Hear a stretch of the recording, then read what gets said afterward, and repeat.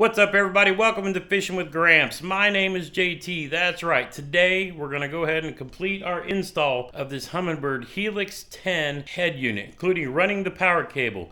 In a previous video, we went ahead and installed the transducer. Now we're ready for part 2. Get this thing set up so we can get ready for the upcoming 2023 bass fishing season right here in southern Indiana.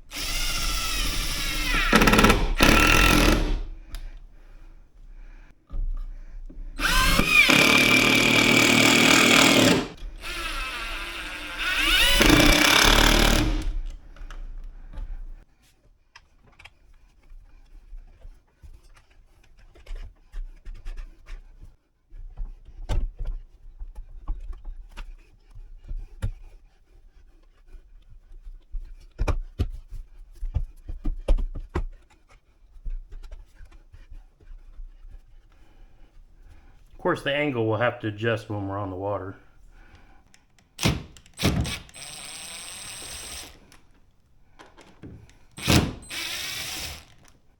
Alright, so we've run our transducer cable from the front. I just passed it through to the hole coming out here.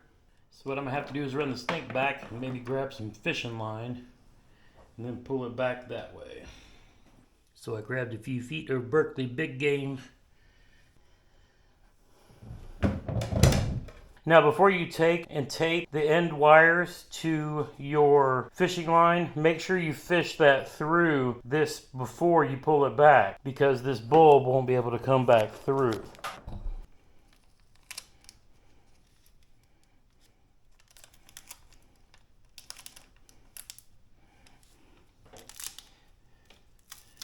Just wrapping some packing tape around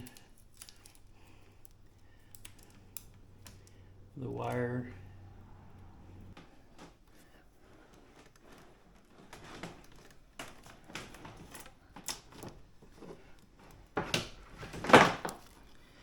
There we go.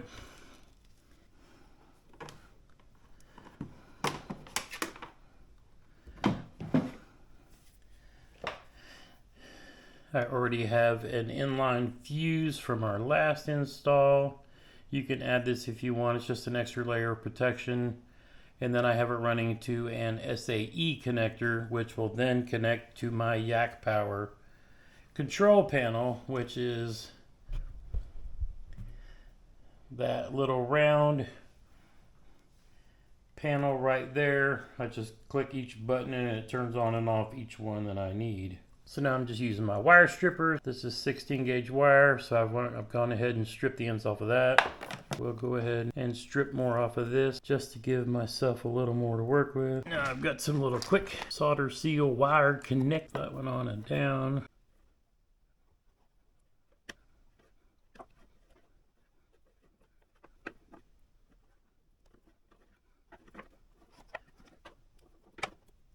Alright, now I've got that little solder section right here over where the two wires kind of meet. Go ahead and do the next one. And we'll just wrap them over each other so that they're kind of twisted together a bit. And then I will push the solder joint up over the top. There we go, got the solder over the wire. Now we're going to apply our heat.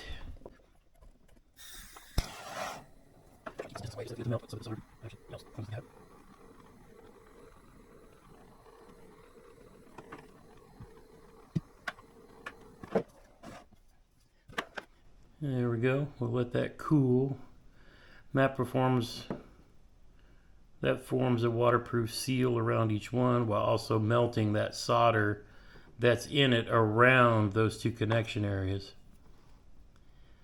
So I'll let that cool for a couple minutes. Alright, before I button this all up and get the proper cable length run out to the back of the transducer, I want to do a couple of things. First, I've got my TRC cover. You might want to protect them from what? Could be from sunlight, from damage running down the road. If I don't have the cover on, Just another added piece of protection for these cables.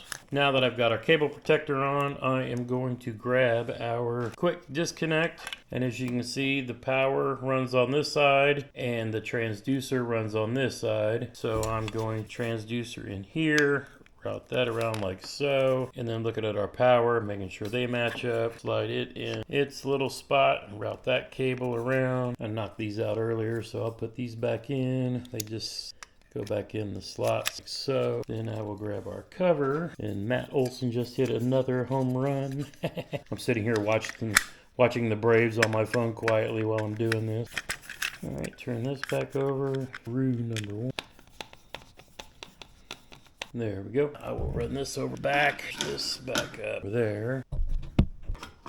Those are connected.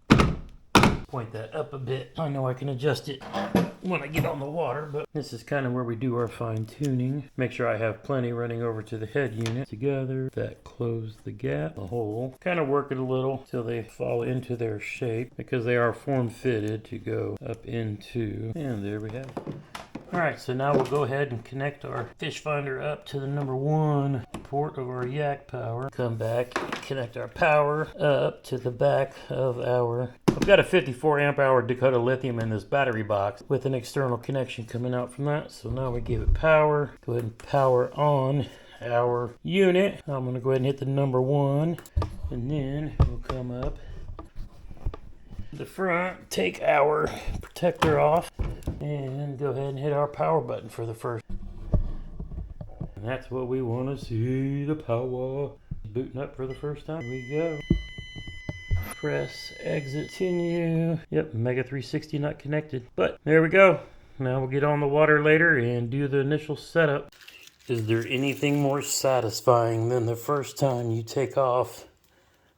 Oh.